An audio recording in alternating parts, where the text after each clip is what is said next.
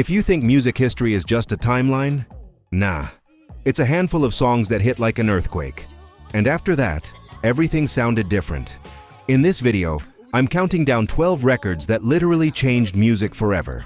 The ones that invented new sounds, rewired radio, transformed clubs, and sparked entire genres. No filler, no repeats, just the moments where you can hear the world turn a corner. And wait till you hear what I put at number 1. Because without that record, the music you stream today might not even exist. On the floor, in the round. She said, I still remember the first time Billie Jean really landed on me. Not as background noise, not as, oh, that's a hit, but as a moment where the whole room changed shape. The air got tighter, people got quieter. Even the ones who acted too cool to care started paying attention, because this record didn't ask for permission. It commanded the space.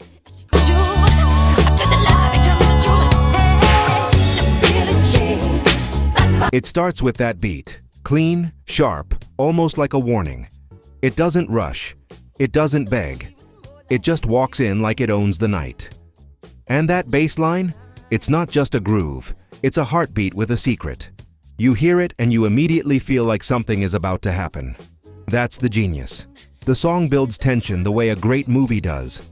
Every bar feels like it's stepping closer to a truth somebody doesn't want exposed. I was on the side, but who can stand when he's in demand? Her schemes and plans. Back then, pop and R&B could be big, sure. But Billie Jean felt like something else. It felt global before we even used that word the way we do now. It didn't matter where you lived or what kind of music you claimed you were into. If Billie Jean came on, it grabbed you by the collar. And it wasn't because it was loud, it was because it was precise.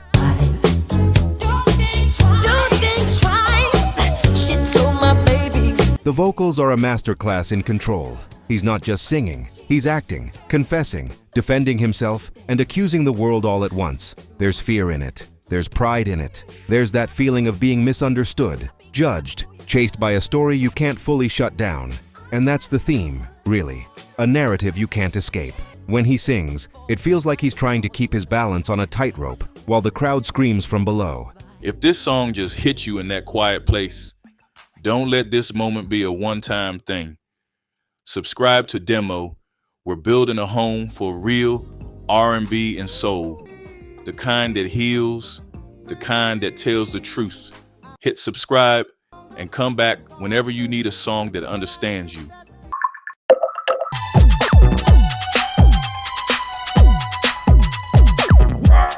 The first time I heard Planet Rock, it didn't feel like it came from a studio.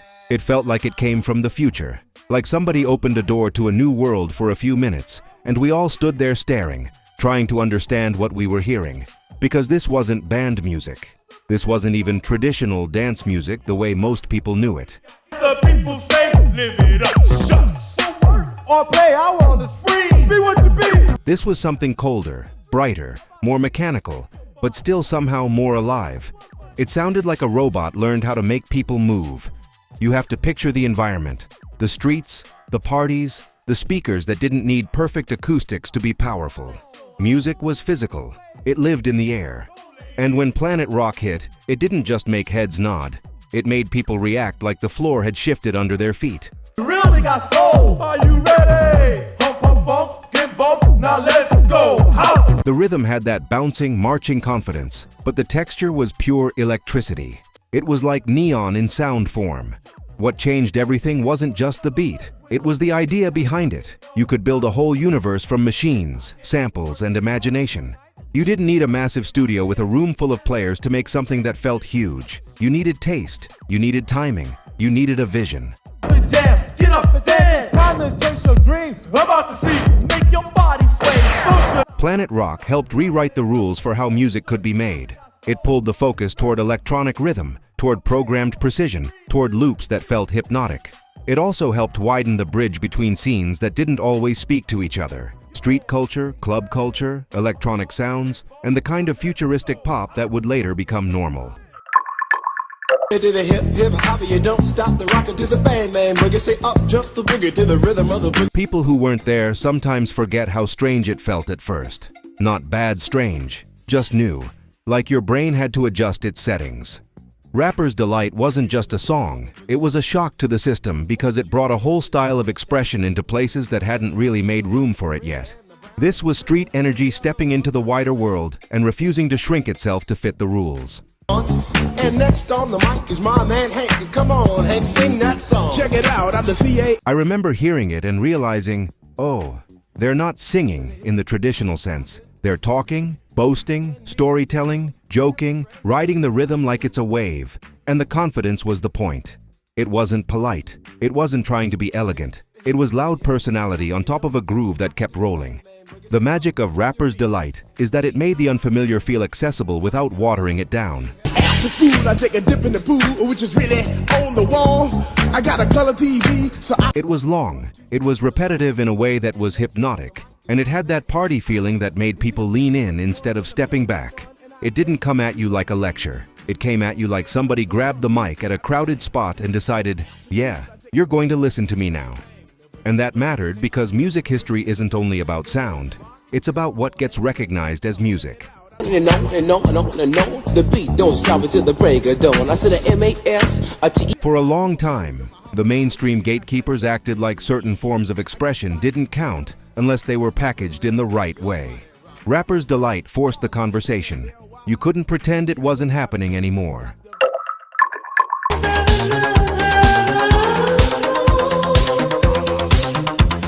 If Billie Jean is a thriller you dance to, I Feel Love is a trance you willingly fall into. The first time I heard it, I remember thinking, where are the usual markers? Where's the band feeling? Where's the familiar warmth? But then the groove took over, and the question didn't matter anymore, because the record doesn't try to sound like what came before it. It commits fully to its own world.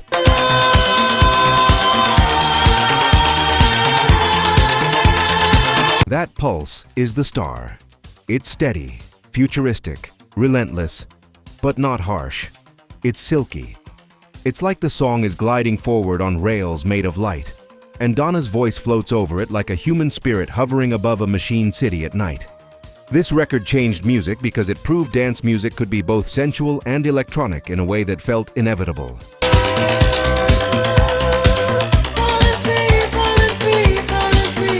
It didn't feel like a gimmick.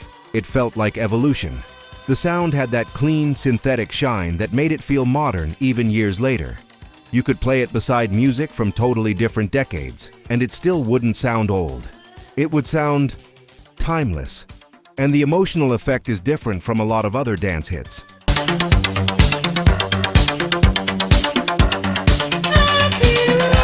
I Feel Love isn't about big lyrics or dramatic story twists. It's about the body. It's about repetition as power. It's about surrender. It's the kind of record that teaches people how to move in a new way, not just physically, but mentally. The groove becomes a space you enter, and you don't want to leave. Back then, clubs weren't just places to dance. They were places where people found freedom, identity, and release.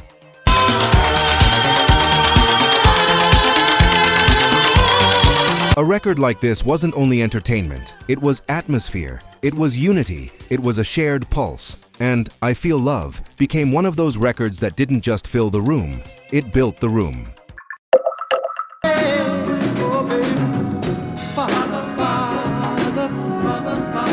The first time I really heard What's Going On, it didn't feel like a single on the radio. It felt like somebody finally grabbed the mic and said what everyone had been thinking, but too many people were scared to say out loud. You have to understand, a lot of soul music had already been deep. It had already been honest, but this was different.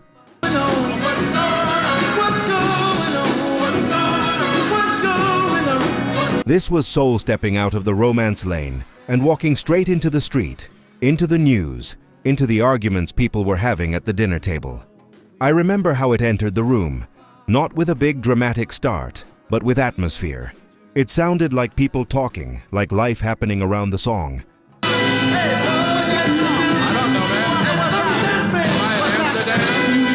Like Marvin wasn't performing at you. He was standing next to you, looking at the same world you were looking at, and asking the same question. What is going on? That's what made it hit so hard. It wasn't preachy, it was human. And the emotion in his voice? That's not the voice of somebody trying to win a chart battle. That's the voice of somebody disappointed. and tired, and still somehow hopeful enough to keep asking for better.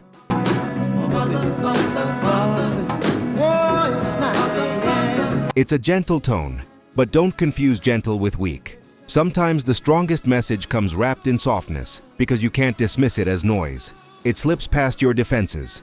What changed history is that this record proved an R&B superstar could make big, beautiful music about big, ugly problems, and the world would still listen.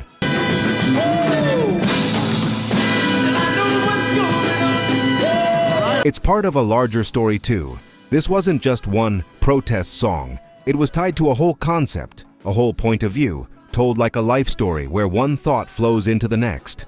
That approach, songs that connect, themes that build, a mood that stays consistent, helped shape what we now call an album statement.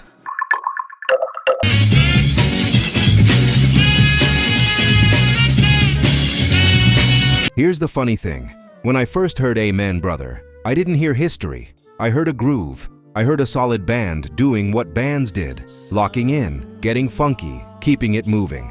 Nothing about it screamed, "This will be everywhere." And that's exactly why the story is so crazy. Because music history doesn't always announce itself with fireworks. Sometimes it hides in the background, waiting for somebody to discover it years later.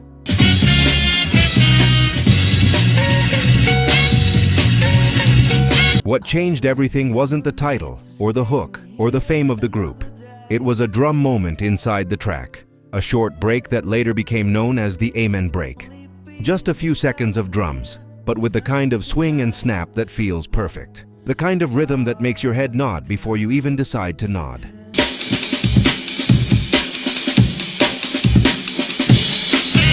Now imagine a whole future of producers, people building songs on samplers, cutting up pieces of old records, hearing that break and realizing, wait, this is the one.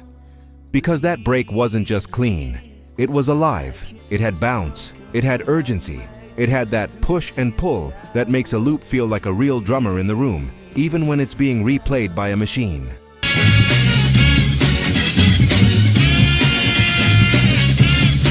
And then it spreads like wildfire. Hip-hop starts using breaks to build new songs, and that drum pattern becomes a foundation. Later, it becomes a key ingredient in jungle and drum and bass, whole scenes built at high speed around chopped-up versions of that same rhythm. The break turns into a language. It becomes one of those sounds that people recognize, even if they don't know they recognize it.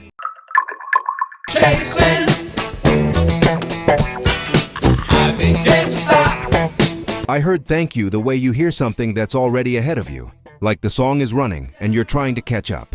It's got that wild title, sure, but the real headline is the groove. The record hits and immediately feels like a new kind of funk. Sharper, more confident, more rebellious. It's not asking you to dance politely. It's daring you to move like you mean it.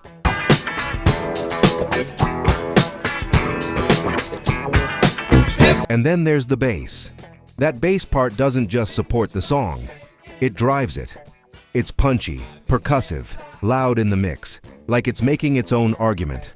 That's where Larry Graham comes in, because he's widely credited with bringing slap-style bass into the spotlight here, turning the bass into a rhythm instrument that can pop and snap like a drum.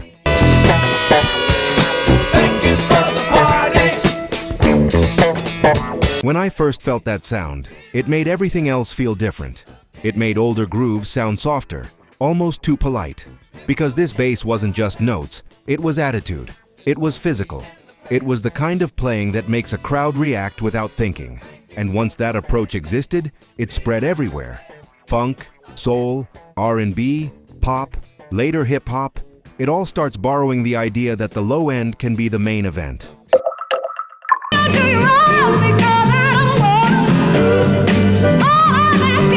Some songs are big because they're catchy.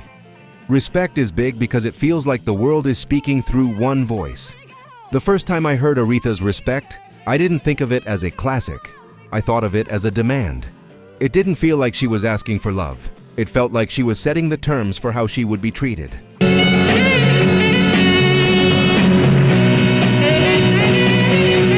And that was powerful in a way that people could feel instantly, especially women, especially black audiences, especially anybody who'd ever been told to shrink themselves to keep the peace.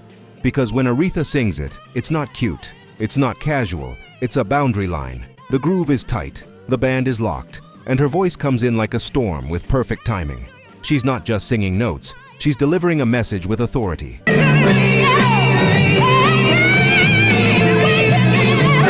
It's the sound of somebody who knows her worth and refuses to pretend otherwise. What makes Respect history-changing is how it left the personal space and entered the public space. It became tied to larger movements, civil rights, women's liberation, the whole fight for dignity.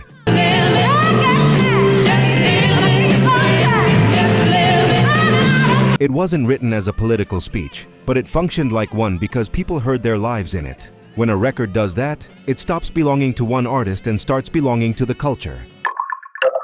Papa's got a brand new band. By the time this record hit my ears, I'd already heard good soul music. I'd heard singers who could rip your heart out, horns that could light up a room, drummers who could turn a dance floor into a storm. But Papa's Got a Brand New Bag didn't just sound good. It sounded like a new law got written in public. Mashed potato, jump back, jack, later, alligator, come here. You have to picture how music felt then. Bands were still thinking in older shapes, smooth swing, tidy backbeats, verses that walked in straight lines. Even when it was wild, it usually had a familiar center. James Brown didn't care about that center anymore. He cared about the hit, the snap, the part of the groove that makes your body react before your brain has time to vote.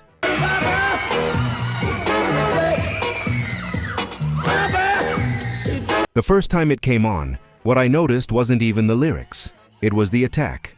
The band doesn't glide into the pocket, they drop into it. And James isn't singing like a polite lead vocalist. He's commanding traffic. He's pushing the band with shouts, timing, and that sharp sense of where the beat should land.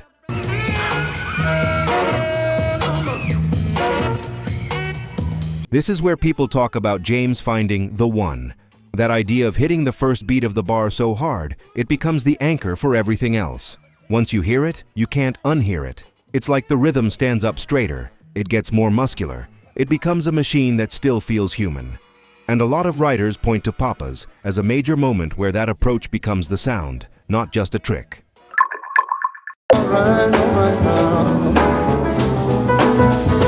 When you see me in misery. I'm going to be real with you.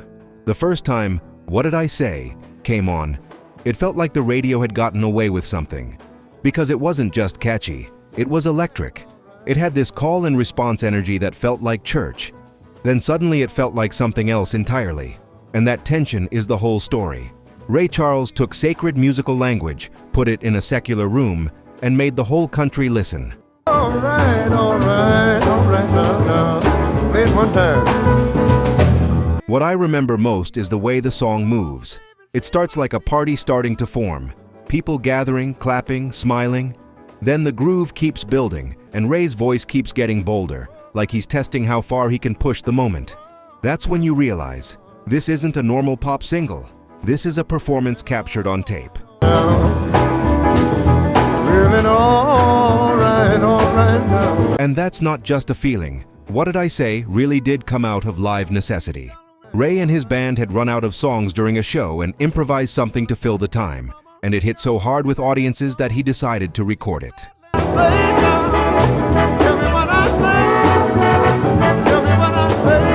Now think about that for a second. One of the most important records ever started as, "We need something right now." That's how history happens sometimes. Not with perfect planning. With instinct.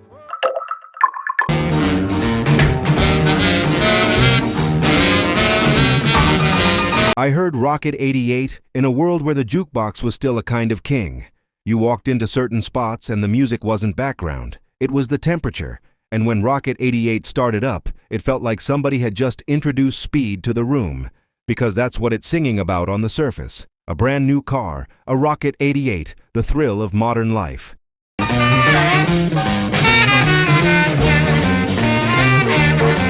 But underneath that, the record is doing something bigger. It's taking blues and R&B and roughing it up, making it louder, more youth-facing, more explosive. And the sound itself has a legend baked into it. That gritty, buzzy guitar tone people talk about, often linked to an amplifier that got damaged on the way to the session. creating accidental distortion that ended up on the record.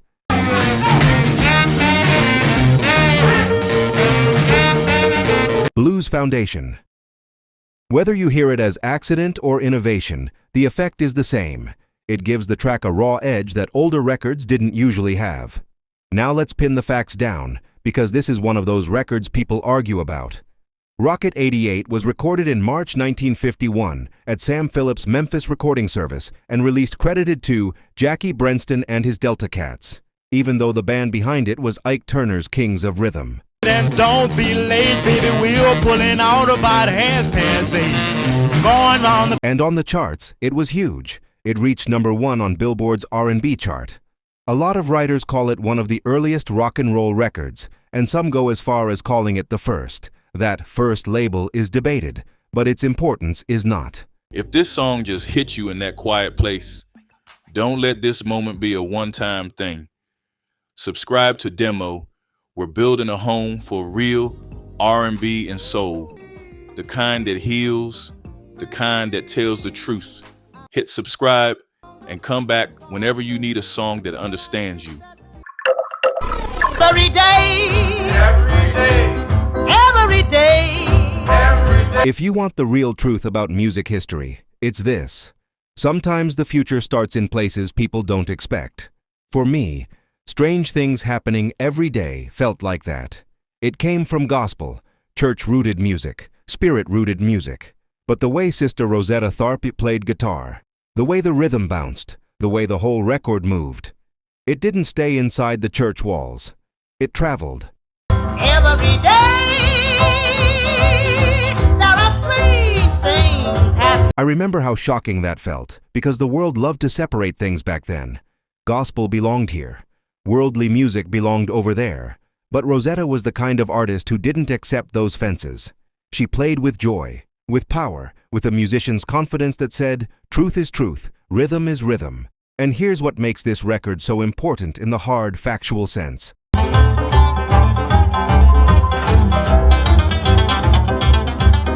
Her version was a gospel record that crossed over. It became the first gospel record to hit Billboard's Race Records chart, the early name for what became the R&B chart, reaching #2 in April 1945. American Historical Recordings. Let that sink in. In that era, that kind of crossover wasn't normal. That wasn't the system. That was somebody breaking through the wall with talent and timing. The journey doesn't end here. R&B soul lovers, watch this next.